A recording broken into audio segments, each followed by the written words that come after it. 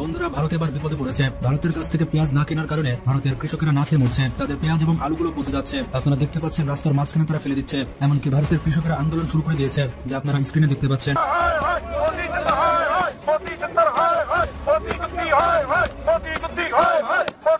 দর্শক দেখুন, এই ম্যাপ প্রকাশ করা হয়েছে। বৃহৎ বাংলাদেশ এটাকে বোঝানোর চেষ্টা হয়েছে, সেখানে কলকাতা।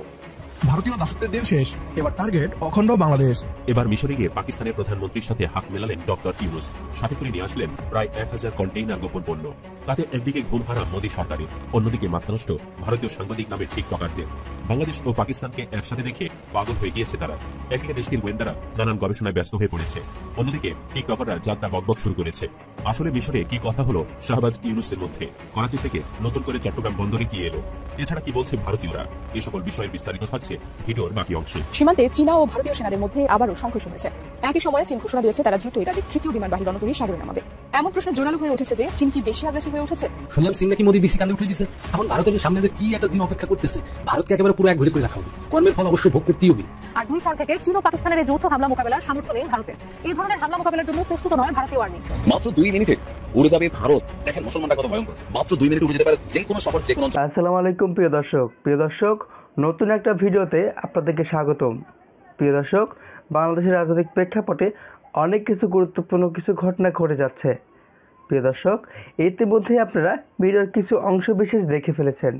দেখেই হয়তো বুঝতে পারছেন আজকের ভিডিওটি কতটা গুরুত্বপূর্ণ। তো প্রিয় দর্শক, যারা ভিডিও অন করেছেন তারা ভিডিও না টেনে পুরো ভিডিও দেখতে থাকুন, তাহলে ভিডিওর অংশ বিশেষগুলো বুঝতে পারবেন। তো প্রিয় দর্শক, যারা এখনও চ্যানেলটাকে সাবস্ক্রাইব করে রাখেননি তারা এরকম গরম খবর পেতে চ্যানেলটাকে সাবস্ক্রাইব করে রাখুন। আর যারা করেছেন তাদেরকে অসংখ্য ধন্যবাদ। চলুন ভিডিওতে একটা লাইক দিয়ে পর্যায়ক্রমে ভিডিওগুলো দেখে আসি। প্রকাশ করা হয়েছে বৃহৎ বাংলাদেশ এটাকে বোঝানোর চেষ্টা হয়েছে, সেখানে কলকাতা। ভারতীয় দাসত্বের দিন শেষ, এবার টার্গেট অখণ্ড বাংলাদেশ। ছাত্র জনতার গণ অভ্যুত্থানের মুখে পতন ঘটে ভারতের আজ্ঞাবহ সরকারের। ক্ষমতায় টিকে থাকতে ভারতের গোলামি করে আমাদের সোনার বাংলাদেশকে মোদীর হাতের মোয়া বানিয়ে রেখেছিল বিগত স্বৈরাচার সরকার। ধীরে ধীরে বাংলাদেশকে ভারতের অষ্টম সিস্টার্সে পরিণত করে যাচ্ছিল ভারত। স্বাধীন বাংলার সংস্কৃতি এবং ঐতিহ্যকে ভুলে আমাদের ভারতীয় সংস্কৃতির গোলামে পরিণত করা হচ্ছিল। ছাত্র জনতার নতুন বাংলাদেশ এবার ভারতীয় আগ্রাসনের বিরুদ্ধে রুখে দাঁড়িয়েছে। ভারতকে ভারতের ভাষায় জবাব দিতে শুরু করেছে নতুন বাংলাদেশ। বাংলাদেশকে দখল করে অখণ্ড ভারত গঠন করতে চায় ভারত। এবার এর জবাবে বাংলাদেশও বৃহত্তর বাংলাদেশের অফিসিয়াল ম্যাপ প্রকাশ করলো। বৃহত্তর বাংলাদেশের অফিসিয়াল ম্যাপ দেখে রাতের ঘুম হারাম হয়ে গিয়েছে পশ্চিমবাংলার দাদাদের। বাংলাদেশ সীমান্তে ভারত বরাবরই দাদা। চীনের সামনে এই বিএসএফ এর অবস্থানটা কি? অতীতে বেশ কয়েকবার আমরা দেখেছি, আজকে আরো একটা দৃশ্য আপনাদেরকে দেখাচ্ছি। একটা মানচিত্রের মতো একটা জিনিস দেখতে পাচ্ছেন, মানচিত্র সরি, একটা স্যাটেলাইট ইমেজ। এটা এখনো ভালো করে বোঝেন নাই।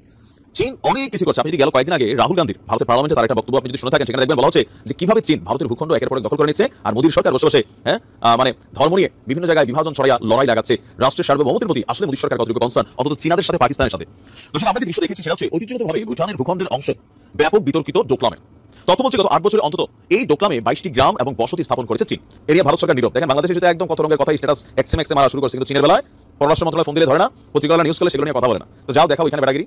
ভারতের অনেক বিশ্লেষকের আশঙ্কা চীন ও পাকিস্তান মিলে দুই দিক থেকে একসাথে ভারতের উপর হামলা পরিচালনা করতে পারে। আর দুই ফ্রন্ট থেকে চীন ও পাকিস্তানের এই যৌথ হামলা মোকাবেলার সামর্থ্য নেই ভারতের।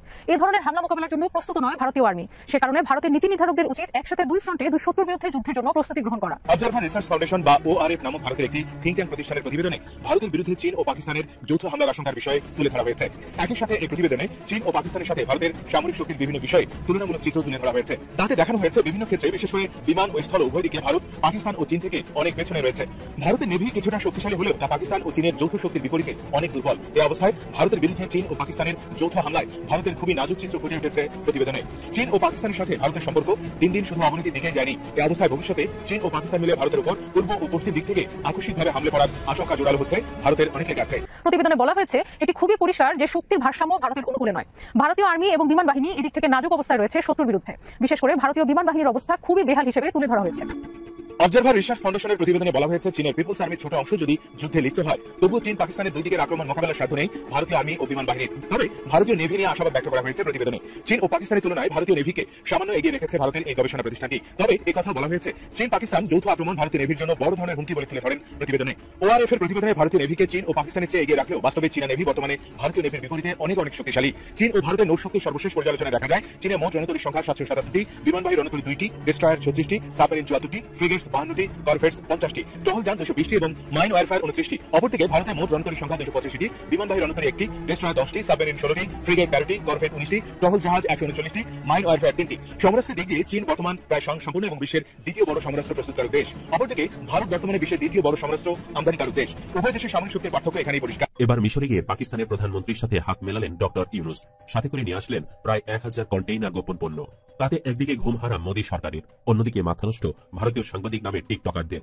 বাংলাদেশ ও পাকিস্তানকে একসাথে দেখে পাগল হয়ে গিয়েছে তারা। একদিকে দেশটির গোয়েন্দারা নানান গবেষণায় ব্যস্ত হয়ে পড়েছে, অন্যদিকে টিকটকাররা যা তা বকবক শুরু করেছে। আসলে মিশরে কি কথা হলো শাহবাজ ইউনুসের মধ্যে? করাচি থেকে নতুন করে চট্টগ্রাম বন্দরে কি এলো? এছাড়া কি বলছে ভারতীয়রা? এই সকল বিষয়ের বিস্তারিত থাকছে ভিডিওর বাকি অংশে। গত দুদিন ধরে মিশরে উন্নয়নশীল 8 দেশের D8 সম্মেলন অনুষ্ঠিত হয়েছে। উন্নয়নশীল 8 রাষ্ট্র বাংলাদেশ, মিশর, Indonesia, Iran, Malaysia, Nigeria, Pakistan এবং তুরস্কের মধ্যে পারস্পরিক উন্নয়ন সহযোগিতার জন্য প্রতিষ্ঠিত সংস্থা D8 এর সম্মেলন শুরু হয় কায়রোতে। সে সম্মেলনের ফাঁকে একটি হোটেলে পাকিস্তানের প্রধানমন্ত্রী শেহবাজ শরীফের সঙ্গে বৈঠক করেন ডক্টর মোহাম্মদ ইউনুস। এরই মধ্যে সেই বৈঠকের ছবি সোশ্যাল মিডিয়ায় ছড়িয়ে পড়েছে। তাতে নড়ে চড়ে বসেছে ভারত। একদিকে দেশটির গোয়েন্দারা এ বিষয়ে রিসার্চ শুরু করেছে, অন্যদিকে দেশটির সাংবাদিক নামের টিকটকাররা বকবক শুরু করেছে। পাকিস্তানের সাথে হাত মিলিয়ে বাংলাদেশ ভারত বিরোধী ষড়যন্ত্র করছে, চক্রান্ত করছে, বাড়াবাড়ি করছে। আরো যত রকম শিরোনামে সম্ভব ভারতীয়রা খবর প্রচার করছে। বাংলাদেশের ইউটিউবাররা যেমন খবর করে না, তার থেকেও নিচু খবর করছে তারা। অথচ বাংলাদেশ কিংবা পাকিস্তান কারোই ভারত নিয়ে পড়ে থাকার সময় নেই। শাহবাজ ও ইউনুস কেবল তাদের দেশ নিয়েই কাজ করছেন, ভারতকে নিয়ে তাদের কোনো মাথা ব্যথা নেই। মূলত ঢাকার সঙ্গে ইসলামাবাদের সম্পর্ক এগিয়ে নিতে পাকিস্তানকে 1971 সালের অমীমাংসিত সমস্যাগুলো মীমাংসা করার আহ্বান জানিয়েছেন অন্তর্বর্তী সরকারের প্রধান উপদেষ্টা অধ্যাপক ডক্টর মোহাম্মদ ইউনুস। ডক্টর ইউনুস বলেন, বিষয়গুলো বারবার আসছে, আসুন আমরা সামনে এগিয়ে যেতে সে বিষয়গুলোর ফয়সালা করি।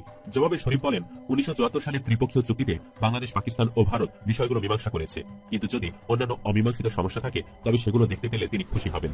অধ্যাপক ইউনুস বলেন, ভবিষ্যৎ প্রজন্মের জন্য বিষয়গুলো চিরতরে সুরাহা করে ফেলা ভালো হবে। তারা ব্যবসা বাণিজ্য বৃদ্ধি এবং ক্রীড়া ও সাংস্কৃতিক প্রতিনিধিদের বিনিময়ের মাধ্যমে দুই দেশের মধ্যে সম্পর্ক জোরদার করতে সম্মত হয়। এখানে প্রাপ্ত এক বার্তায় বলা হয়, দুই নেতা চিনি শিল্প এবং ডেঙ্গু ব্যবস্থাপনার মতো নতুন ক্ষেত্রে সহযোগিতা সম্প্রসারিত করার ইচ্ছা প্রকাশ করেছেন। 2006 সালের নোবেল শান্তি বিজয়ী 2026 সালের মধ্যভাগের আগে প্রয়োজনীয় সংস্কার এবং সাধারণ নির্বাচন করতে তার সরকারের পরিকল্পনার কথাও উল্লেখ করেন। তিনি বলেন, তিনি সংস্কারের বিষয়ে সংলাপের জন্য একটি ঐক্যমত্য গঠন কমিশনের নেতৃত্ব দিচ্ছেন। পাকিস্তানের প্রধানমন্ত্রী শেহবাজ শরীফ ঢাকা ও ইসলামাবাদের মধ্যে কৌশলগত সম্পর্ক গড়ে তোলার আহ্বান জানান। শরীফ বলেন, আমরা সত্যি আমাদের ভাতৃপ্রতিম বাংলাদেশের সঙ্গে সম্পর্ক জোরদার করার অপেক্ষায় রয়েছি। তিনি তার পুনরুজ্জীবনে অধ্যাপক ইউনুসের উদ্যোগকে স্বাগত জানান এবং আঞ্চলিক সংস্থার শীর্ষ সম্মেলন আয়োজনের সম্ভাবনা নিয়ে কাজ করার জন্য বাংলাদেশকে ধন্যবাদ জানান। পাকিস্তানের প্রধানমন্ত্রী বাংলাদেশের রাষ্ট্র পরিচালিত চিনি কলগুলোকে আরো ভালোভাবে পরিচালনার জন্য প্রযুক্তিগত সহায়তার প্রস্তাব দেন। তিনি বাংলাদেশে ডেঙ্গু প্রাদুর্ভাবের কারণে মৃত্যুতে শোক প্রকাশ করেন এবং বলেন, ঢাকা এই রোগের বিরুদ্ধে লড়াই পাকিস্তানের অভিজ্ঞতা থেকে উপকৃত হতে পারে। তিনি বলেন, প্রায় 1 দশক আগে পাঞ্জাবে ডেঙ্গুর বিরুদ্ধে আমাদের লড়াইকে বিশ্বমানের বলে প্রশংসিত হয়েছিল। বাংলাদেশি কর্মকর্তাদের সঙ্গে আমাদের অভিজ্ঞতা শেয়ার করার জন্য আমরা বাংলাদেশে প্রতিনিধি দল পাঠাতে পারি। অধ্যাপক ইউনুস শরীফকে তার সমর্থনের জন্য ধন্যবাদ জানান এবং আশা করেন পাকিস্তান ও বাংলাদেশ এই প্রচেষ্টা অব্যাহত রাখবে। এসবের মধ্যে করাচি থেকে আরো একটি জাহাজ চট্টগ্রাম বন্দরে ভিড়েছে। এ নিয়েও ভারতের মাথা ব্যথা শুরু হয়ে গেছে। পাকিস্তান থেকে কি আনলো বাংলাদেশ? গোপন অস্ত্র নাকি? ভারতে হামলা করবে নাকি? নানান গুঞ্জন তাদের মধ্যে। পাকিস্তান থেকে জাহাজে করে পণ্য বাংলাদেশে পৌঁছেছিল কয়েকদিন আগেই। তা নিয়ে সামাজিক মাধ্যমে বেশ শোরগোল পড়ে গিয়েছিল। ফের সেই একই জাহাজ করাচি থেকে চট্টগ্রামে আসছে দ্বিগুণেরও বেশি পণ্য নিয়ে। শুক্রবারই জাহাজটি চট্টগ্রাম বন্দরে জলসীমায় পৌঁছাবে বলে জানিয়েছে বন্দর কর্তৃপক্ষ। তবে প্রশ্ন উঠেছে, কি আছে এবারের জাহাজে? এর আগেও একই পাকিস্তানি জাহাজ বাংলাদেশে এসেছিল পণ্য নিয়ে, জানিয়ে নানান জল্পনা তৈরি হয়েছিল। রিপোর্ট অনুযায়ী পাকিস্তান থেকে আসা MV ইউয়ানজিয়াং ফা ঝং নামক জাহাজটি এবার বাংলাদেশের চট্টগ্রামে পৌঁছাচ্ছে 825 TEUS কন্টেইনার নিয়ে। এর আগের বার যখন জাহাজটি বাংলাদেশে এসেছিল তখন তাতে ছিল 370 TEUS কন্টেইনার। সংবাদ মাধ্যমের খবর অনুযায়ী এবার গতবারের তুলনায় দ্বিগুণেরও বেশি পণ্য নিয়ে চট্টগ্রামে পৌঁছাচ্ছে পাকিস্তানি জাহাজটি। পাকিস্তানের করাচি বন্দরের সঙ্গে চট্টগ্রামে সরাসরি কন্টেইনার জাহাজ যোগাযোগ চালু হয়েছে চলতি বছরের 14 নভেম্বর। সেবার যে 370 TEUS কন্টেইনার বাংলাদেশে পৌঁছেছিল তার মধ্যে 297 TEUS কন্টেইনার এসেছিল পাকিস্তান থেকে। বাকি 73 TEUS কন্টেইনার সংযুক্ত আরব আমিরাত থেকে বাংলাদেশে নিয়ে গিয়েছিল। MV ইউয়ানজিয়াং ফা ঝং দ্বিতীয়বারের মতো গত 11 ডিসেম্বর পাকিস্তানের করাচি বন্দর থেকে বাংলাদেশের উদ্দেশ্যে রওনা দেয় MV ইউয়ানজিয়াং ফা ঝং জাহাজ।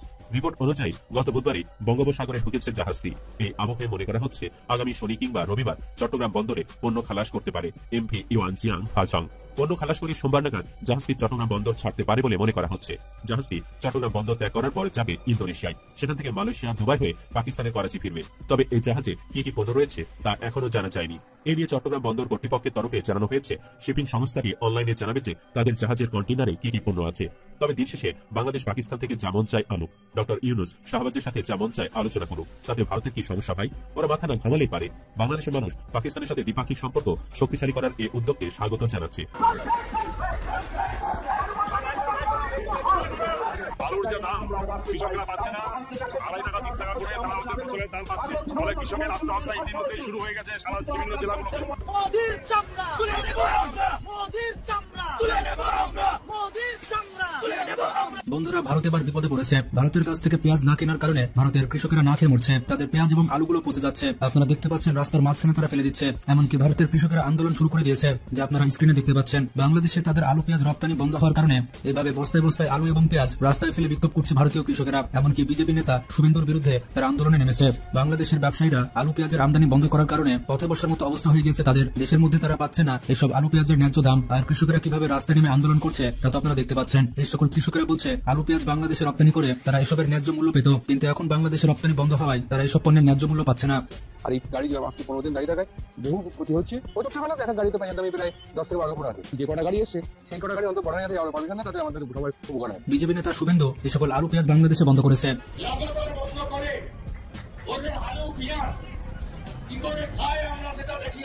এখন ভারতীয় চাষিরা বলছে তাহলে বিজেপি নেতা শুভেন্দু এবং নরেন্দ্র মোদী এই আলু পেঁয়াজগুলো কিনুক। শুভেন্দু এবং নরেন্দ্র মোদী তাদেরকে রাস্তায় নামতে বাধ্য করেছে। এই সকল পচা আলু পেঁয়াজ এখন নরেন্দ্র মোদী আর শুভেন্দুকে নিতে হবে। তাদের এই পেঁয়াজ এবং আলু না কিনলে তারা অনির্দিষ্টকালের জন্য এই আন্দোলন চালাবে। তবে এই খবরগুলো ভারতীয় মিডিয়া বাইরে ছড়াতে দিচ্ছে না। ভারতীয় মিডিয়াগুলো শুধুমাত্র বাংলাদেশের দুর্নাম করে, কিন্তু তাদের কৃষক আলু পেঁয়াজ নিয়ে রাস্তায় নেমেছে এই খবরগুলো কিন্তু তারা ছড়াচ্ছে না। তাই আপনাদের জানানোর জন্য এই গুরুত্বপূর্ণ ভিডিওটি তৈরি করেছে। বিজেপি নেতা শুভেন্দু বলেছে বাংলাদেশে আলু পেঁয়াজ রপ্তানি করা হবে না এবং বাংলাদেশ নিয়ে সে আপত্তিকর বক্তব্য দিয়েছে।